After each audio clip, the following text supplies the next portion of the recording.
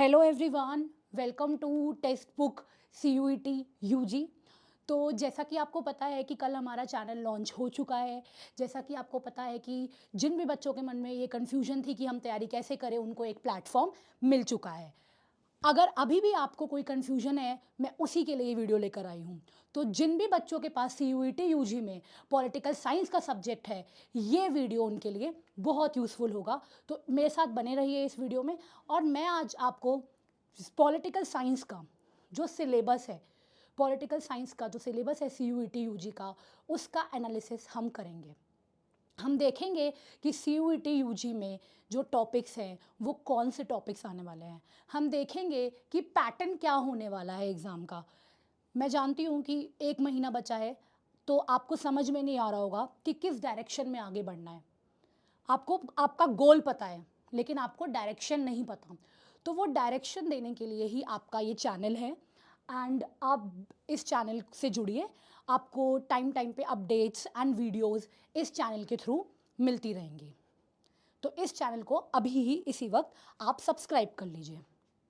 Kindly subscribe the channel for CUET UG। तो आज हम क्या करने वाले हैं इस वीडियो में? आज हम इस वीडियो में देखने वाले हैं कि आपका paper political science CUET UG कैसा आने वाला है। आज हम इस वीडियो में देखने वाले हैं कि आपका CUET UG पॉलिटिकल साइंस का जो सिलेबस है वो कैसा है, उसमें कौन से टॉपिक्स आ रहे हैं। तो आज हम ये सारी चीज़ें इस वीडियो के अंदर कवर करेंगे, ताकि आपको ये पता चल सके कि आपको किस डायरेक्शन में आगे बढ़ना है, आपको कौन से टॉपिक्स पे फोकस करना है। अगर मैं बात करूं स्कीम ऑफ द एग्जामिनेशन की, और अगर मैं बात करूं कि पैटर्न क्या रहने वाला है आपके एग्जामिनेशन का, तो your mode of the examination will be completely CBT, computer based test. आपका जो मोड रहेगा वो रहेगा ऑनलाइन, कंप्यूटर बेस्ड, राइट? तो ये आपको क्लियर होना चाहिए। Total number of questions will be 50। How many questions will be there? 50। तो टोटल क्वेश्चंस जो आपके एग्जाम्स में पूछे जाएंगे वो होगा 50 questions. All questions are compulsory, you have to attempt all questions. मतलब if you want to avoid negative marking, that is your choice. But ऐसा नहीं है कि आपको 50 में से 40 करने हैं, 30 करने हैं, ऐसा नहीं है। 50 questions are there and all questions are compulsory, right? जो ड्यूरेशन रहेगा एग्जाम का, that will be 60 minutes, right? So देखिए, 60 मिनट्स में आपको करने हैं 50 question. How many question? 50 question. 60 minutes में 50 क्वेश्चन, करेक्ट? नेक्स्ट है, एग्जाम मल्टीपल शिफ्ट्स में कंडक्ट करवाया जाएगा। अगर कैंडिडेट्स बहुत ज़्यादा होते हैं तो मल्टीपल शिफ्ट्स में, एक मॉर्निंग शिफ्ट हो सकता है, आफ्टरनून शिफ्ट हो सकता है, इवनिंग शिफ्ट हो सकता है। तो क्लियर कर दिया है आपके एग्ज़ाम की मल्टीपल शिफ्ट में करवाया जाएगा आपका एग्ज़ाम। एंड जो मोस्ट इंपॉर्टेंट चीज़ है जो आपको ध्यान में रखनी है वो है आपकी मार्किंग स्कीम। अगर आपको ये कन्फ्यूजन है कि आपके एग्ज़ाम में नेगेटिव मार्किंग है या नहीं, तो बिल्कुल आपके एग्ज़ाम में नेगेटिव मार्किंग है। हर करेक्ट आंसर देने पर आपको मिलेगा +5 एंड हर रॉन्ग आंसर देने पर आपको -1 हो जाएगा। आपका -1 हो जाएगा स्कोर में से, right? So there will be definitely negative marking. तो इसीलिए आपको बहुत ही ध्यान से पेपर अटेम्प्ट करना होगा, क्योंकि negative marking will be there, okay?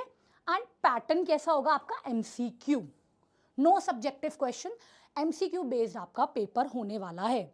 MCQ based multiple choice questions. एक क्वेश्चन दिया जाएगा, उसकी मल्टीपल चॉइसेस होंगी, आपको जो उसका राइट आंसर लगता है आप उसको वो मार्क करेंगे, करेक्ट? तो आई होप कि जो स्कीम है एग्जामिनेशन की वो क्लियर हो गई होगी कि एग्ज़ाम किस बेसिस पे होगा, CBT मोड पे होगा, एग्ज़ाम जो है उसमें कितने क्वेश्चंस आएंगे, वो कितने मिनट का एग्ज़ाम होगा, ये सारी चीज़ें आपको अब क्लियर हो गई होंगी, राइट? देखिए, अगर आपको कहीं पहुंचना है और आपको रास्ता ही नहीं पता, तो आप क्या करेंगे? गोल गोल गोल गोल घूमते रहेंगे। सेम उसी तरीके से आप किसी पेपर की तैयारी कर रहे हैं एंड आपको उसका सिलेबस ही नहीं पता, तो क्या होगा? आप गोल गोल गोल गोल घूमते रहेंगे। सिलेबस का मेन मोटिव ही यही है कि वो आपको एक डायरेक्शन दे सके। तो सबसे पहले तैयारी का पहला स्टेप होता है सिलेबस देखना। ये देखना कि हमें इस तैयारी के लिए क्या पढ़ना है और क्या नहीं। तो आज इस वीडियो में हम सिलेबस ही डिस्कस करेंगे। जैसा कि आप जानते हैं कि सिलेबस आपका 12th क्लास की बुक्स पे बेस्ड होगा।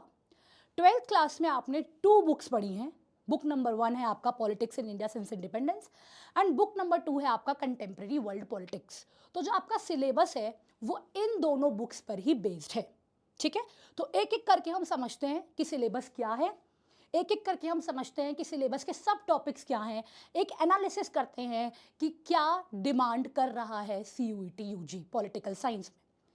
सो आपका पहली बुक जो आपका है politics in India since independence, इसके अंदर टोटल आपके 9 सब यूनिट्स हैं। टोटल आपकी 9 सब यूनिट्स है। जब आपने 12th क्लास में politics in India since independence पढ़ी होगी तब आपने देखा होगा कि उसके अंदर 8 चैप्टर्स हैं। उन 8 चैप्टर्स को 9 यूनिट्स में डिवाइड कर दिया गया है आपके लिए। सो फर्स्ट टॉपिक है आपका era of one party dominance, right. Era of one party dominance, इसी बुक में आपका chapter number 2 era of one party dominance. इसमें वो आपसे क्या डिमांड कर रहा है सिलेबस कि आपको पता होना चाहिए कि पहले 3 जनरल इलेक्शन में कौन सी पार्टी जीती, कौन सी पार्टी पावर में आई, ठीक है। आपको पता होना चाहिए कि पहले 3 जनरल इलेक्शन में कांग्रेस का डोमिनेंस कैसे रहा नेशनल लेवल पे, राइट। क्यों रहा कांग्रेस का डोमिनेंस, ऐसा क्या था जो कांग्रेस ही, ऐसा नहीं है कि बाकी पार्टीज उस टाइम पे नहीं थी, और पार्टीज भी थी, बट ऐसा क्या था जो कांग्रेस ही पहले 3 जनरल इलेक्शन पे टॉप पे रही, हम ये देखेंगे। इसके बाद वो आपसे एक्सपेक्ट कर रहा है कि आपको पता हो uneven dominance at the state level, coalition nature of Congress. आपने क्लास 12th में पढ़ा होगा और आपके इस चैप्टर का ये पार्ट भी है कि कुछ स्टेट्स में कांग्रेस नहीं आ पाई थी, तो आपको रीज़न पता होना चाहिए कि वाई कांग्रेस लॉस्ट देयर। उसके बाद वो कोएलिशन नेचर ऑफ कांग्रेस, कि कांग्रेस जब इतनी डोमिनेंट रही 3 जनरल इलेक्शन में तो उसका कैसा नेचर था, कोएलिशन नेचर, सबको साथ लेने वाला नेचर था। ये नेचर आपको पता होना चाहिए, क्यों था, क्या क्या पॉइंट्स थे, क्यों कांग्रेस एक ऐसी पार्टी बनी जो जिसने 3 जनरल इलेक्शन स्टार्टिंग के उसको डोमिनेट किया। And last major opposition parties, and this is important topic. बहुत सारी ऑपोजिशन पार्टीज भी उस टाइम पे थी, जैसा कि मैंने अभी आपको बताया। तो हम ये देखेंगे उन पार्टीज का क्या रोल था, उन पार्टीज के लीडर्स कौन थे, उन पार्टीज की क्या आइडियोलॉजी थी, राइट। तो ये टॉपिक में आपसे ये सारी चीजें एक्सपेक्ट की जा रही हैं, right. Now come to topic number 2, that is nation. Chapter याद है, challenges of nation building, exactly ये उसी के बारे में बात कर रहा है। नेशन को बिल्ड करने में क्या क्या प्रॉब्लम्स आई 1947 में, वी गॉट इंडिपेंडेंट। उसके बाद नेशन को बिल्ड करने में क्या क्या प्रॉब्लम्स आई वो आपसे इसमें पूछा जा रहा है। नेहरू की क्या अप्रोच थी नेशन बिल्ड करने में, आपको भी पता है कि being a first prime minister of India Nehru had different approach, तो वही अप्रोच को डिस्कस करेंगे इस टॉपिक में। Legacy of partition, you all know कि 1947 में India was divided into 2 parts. तो क्या हुआ, पार्टीशन का असर क्या होता है हमारी नेशन बिल्डिंग पर, क्या प्रॉब्लम फेस करते हैं, ये सब इस टॉपिक के अंदर पढ़ेंगे। Challenge of refugee resettlement, the Kashmir problem, ठीक है। आपको भी पता है 1947 में ही जैसे the moment we got independent Kashmir was attacked, तो उसकी क्या प्रॉब्लम हुई, रिफ्यूजीज जब आते हैं तो क्या प्रॉब्लम होती है कंट्री के लिए, इस टॉपिक में हम देखेंगे। Organization and reorganization of states, political conflicts over language. After few years of independence, we faced this challenge. हमने इस challenge को face किया. Many states demanded what? They've demanded status on the basis of language. बहुत सारी states ने ये demand किया कि हमें अलग होना है, हमें एक अलग से स्टेट चाहिए on the basis of language. तो ये कैसे चैलेंज बना एक नेशन को बिल्ड करने के लिए, ये हम पढ़ेंगे, राइट। थर्ड टॉपिक है आपका पॉलिटिक्स ऑफ प्लान डेवलपमेंट, ठीक है। इसके अंदर हम देखेंगे कि कैसे इंडिया ने 5 ईयर प्लान्स को अपनाया और अपनी इकोनॉमी को आगे बढ़ाया, राइट। इसके अंदर हम देखेंगे कि कैसे स्टेट सेक्टर यानी कि आपका गवर्नमेंट सेक्टर बढ़ा, एंड कैसे न्यू इकोनॉमिक इंटरेस्ट, यानी कि जब हम इंडिपेंडेंट हुए तो हमारा हमारा जो इंटरेस्ट था, जो हमारा फोकस था, वो कुछ किसी और एरिया में था। जैसे जैसे टाइम बढ़ता गया वो फोकस शिफ्ट होता गया। तो हम इस टॉपिक में ये सारी चीज़ें देखेंगे कि कहाँ शिफ्ट हुआ, कैसे शिफ्ट हुआ, right. Fourth is, and that is also very important topic, India's external relation. Independent होने के बाद इंडिया ने बाहरी देशों से अपने रिलेशंस कैसे बनाए, एंड इसके अंदर मेनली आपको 2 कंट्रीज पढ़नी है, that is your Pakistan and China, right. तो हम इसके अंदर देखेंगे कि नेहरू की फॉरेन पॉलिसी क्या थी। जैसे कि आपको पता है कि जब हम इंडिपेंडेंट हुए तो कोल्ड वॉर पॉलिटिक्स चल रही थी, तो उस टाइम पे नेहरू ने कैसी फॉरेन पॉलिसी अपनाई।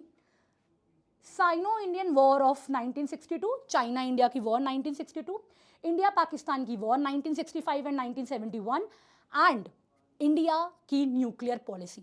तो इसके अंदर हम इंडिया के जो एक्सटर्नल रिलेशंस हैं बाकी कंट्रीज के साथ, हम वो सब देखेंगे, right. We look all these topics, and now come to fifth unit under this topic, challenge to and restoration of Congress system. वो कांग्रेस जो 3 जनरल इलेक्शन में डोमिनेट कर रही थी, फाइनली उसको चैलेंज किया जाता है, राइट। कैसे चैलेंज किया जाता है, क्या प्रॉब्लम्स कांग्रेस फेस करता है, ये टॉपिक में पढ़ेंगे। एंड फिर कैसे कांग्रेस खुद को रीस्टोर करता है, राइट। तो political cessation after Nehru, non Congressism, एक ग्रुप बनता है non Congressism, right. Electoral upset of 1967, split होती है कांग्रेस में, फिर वापस से कांग्रेस खुद को रीस्टोर करती है। ये सारी चीजें इस टॉपिक में कवर की जाएंगी।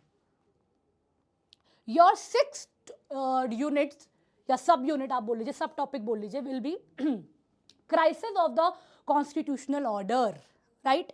एक टाइम ऐसा भी आता है जब आपका जो डेमोक्रेटिक ऑर्डर होता है, जो आपका कॉन्स्टिट्यूशन होता है, वो खतरे में आ जाता है। That is the time of the emergency, right, that is the time of the emergency. तो इमरजेंसी में हम पढ़ेंगे गुजरात एंड बिहार के मूवमेंट्स को पढ़ेंगे, राइट। इमरजेंसी के बाद जो 1971 के इलेक्शंस होते हैं, उसमें फॉर्मेशन होती है जनता पार्टी की, हम उसको देखेंगे, ठीक है। हम ये देखेंगे कि उसके बाद इमरजेंसी के बाद क्योंकि लोगों के राइट्स छीन लिए गए थे, उनकी सिविल लिबर्टीज छीन ली गई थी, तो बहुत सारी ऑर्गेनाइजेशंस ऐसी आई जो सिविल लिबर्टीज के बारे में बात कर रहे थे, राइट। तो इसके बारे में हम देखेंगे। 7th is your regional aspirations. Late 1970s and 1980s में टाइम आता है ऐसा कि जो रीजन्स, कुछ रीजन्स है, पंजाब, कश्मीर, नॉर्थ ईस्ट, उसमें लोग डिमांड करते हैं ऑटोनॉमी की, कि हमें अपना अलग दर्जा चाहिए। क्या प्रॉब्लम्स होती है वहां पर, we will look. Next is your democratic upsurge and coalition politics, right. एक टाइम ऐसा आता है इंडियन पॉलिटिक्स में जहां पे एक सिंगल पार्टी को मेजॉरिटी लाना बहुत मुश्किल हो जाता है।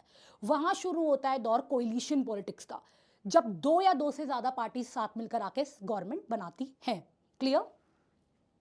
And election 2004 to 2019, UPA government with addition of NDA government. Coalition अभी मैंने आपको बोला ना, तो ये एक अलायंसेस है, कोलिशन अलायंसेस है। जब हम पढ़ेंगे इसको तो हम इसको देखेंगे।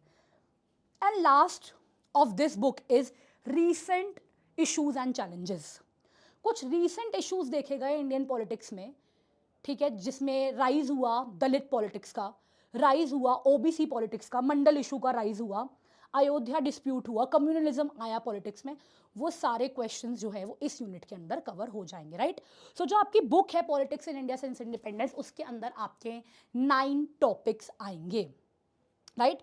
9 टॉपिक्स आपके आएंगे। Next, move on to next book, contemporary world politics. जब मैं बात कर रही हूँ कंटेम्प्रेरी वर्ल्ड पॉलिटिक्स की, तो उसके अंदर भी आपके how many topics are there, 7 topics are there, 7 topics are there. हम एक एक करके इन टॉपिक्स को देखते हैं कि सिलेबस में क्या आपसे डिमांड की जा रही है। Number 1 is your disintegration of the second world and the collapse of bipolarity. Very first chapter of the book. What happened? How bipolarity collapsed? ऐसा क्या हुआ जो जब bipolarity थी कोल्ड वॉर के टाइम, वो कोलैप्स हो गई, गिर गई। ऐसा क्या हुआ, यूएसएसआर क्यों डिसइंटीग्रेट हुआ। जब यूएसएसआर डिसइंटीग्रेट हुआ तो रशिया, पोस्ट कम्युनिस्ट रिजीम के बाद रशिया का क्या रोल रहा, रशिया का क्या रिलेशन रहे बाकी कंट्रीज़ के साथ, इंडिया के साथ, सेकेंड वर्ल्ड, ठीक है। ये सारी चीज़ें हम लोग इस यूनिट में देखेंगे। Next is your alternative centres of power, and इससे बहुत सारे क्वेश्चन पूछे जाते हैं बिकॉज ये रीसेंट टॉपिक्स है। Rise of EU, rise of China, ASEAN, ये सारे जितने भी आपके टॉपिक्स हैं वो इसके अंडर कवर होंगे। ये ऑर्गेनाइजेशन कैसे बनी, कब बनी, क्या ऑब्जेक्टिव थे, कौन कौन मेंबर्स हैं, ये सारी चीज़ें आपसे पूछी जाती हैं जो इसके अंदर कवर होंगी। Next is your south Asia in the post cold war era. South Asia, right, India and it's neighbouring countries, कैसे रिलेशन रहे उनके कोल्ड वॉर के बाद, ठीक है, क्या प्रॉब्लम फेस करी, क्या उन्होंने कोशिश करी पीस मेंटेन करने की, कोई ऑर्गेनाइजेशन बनाई, यस, साक, राइट। तो हम ये सब इसके अंदर पढ़ेंगे। Next is very important, international organisation, हम यूएन है उसकी एजेंसीज के बारे में पढ़ेंगे, हम देखेंगे यूएन क्या है, क्यों बना और कौन सी एजेंसीज है। रिपीटेटिवली आज टॉपिक, बहुत क्वेश्चंस पूछे जाते हैं इस टॉपिक से बार बार, तो इस टॉपिक को हम देखेंगे जब हम लोग अपना स्टार्ट करेंगे classes, right. Next is your security in contemporary world, environment and globalisation. ये जो टॉपिक्स है ना, ये बहुत रीसेंट टॉपिक्स है और बहुत रेलिवेंट टॉपिक है आपकी बुक के। तो security, traditional and non traditional, कौन सी ट्रेडिशनल है, कौन सी नॉन ट्रेडिशनल है, कैसे आप इन थ्रेट्स को डील कर सकते हैं, राइट। इन्वायरमेंटल इश्यूज, बहुत हॉट टॉपिक है आजकल इन्वायरमेंटल इश्यूज, क्या प्रॉब्लम है, इन्वायरमेंट पॉलिटिक्स का पार्ट कैसे है, ये इस यूनिट में देखेंगे। ग्लोबलाइजेशन, ग्लोबलाइजेशन क्या फ़ायदेमंद है, क्या डिसएडवांटेजेस है, एक ग्रुप कहता है बहुत फ़ायदेमंद है, एक ग्रुप कहता है डिसएडवांटेजेस है, ये सब हम देखेंगे आपके इस बुक में, कंटेम्प्रेरी वर्ल्ड पॉलिटिक्स में, right. So these were your topics, 9 + 7, 16 topics, and इसी बेसिस पर एक एक जो आपका सब टॉपिक्स दिए हुए हैं हम उनको देखेंगे अच्छे से एंड डील करेंगे कि कैसे क्वेश्चंस आ रहे हैं पेपर में। देखो, तो एक महीने में आप ऑब्वियसली टू द पॉइंट ही पढ़ेंगे, एग्जाम ओरिएंटेड ही पढ़ेंगे। और अगर आप चाहते हैं कि आप एक महीने में to the point and exam oriented पढ़ें तो प्लीज़ आप ये बैच ज्वाइन कीजिए, टेक्स्ट बुक का लक्ष्य बैच, लिंक आपको डिस्क्रिप्शन में मिल जाएगा। एंड ये बैच ज्वाइन करने से आपको बहुत फ़ायदा होगा क्योंकि जो टाइम की कमी में आपको प्रिपरेशन करनी है उसमें ये बैच आपकी बिल्कुल हेल्प करेगा, राइट, ठीक है। और आज तो हमने सिलेबस से डिस्कस किया है, फिर हम लोग देखेंगे कि कैसे कैसे क्वेश्चंस पूछे जा रहे हैं और इन टॉपिक्स को डील कैसे करना है, ठीक है। तो काइंडली आप चैनल को लाइक कीजिए, सब्सक्राइब कीजिए एंड शेयर कीजिए अपने फ्रेंड्स के साथ जो CUET UG की तैयारी कर रहे हैं, एंड कमेंट कीजिए। सी यू सून।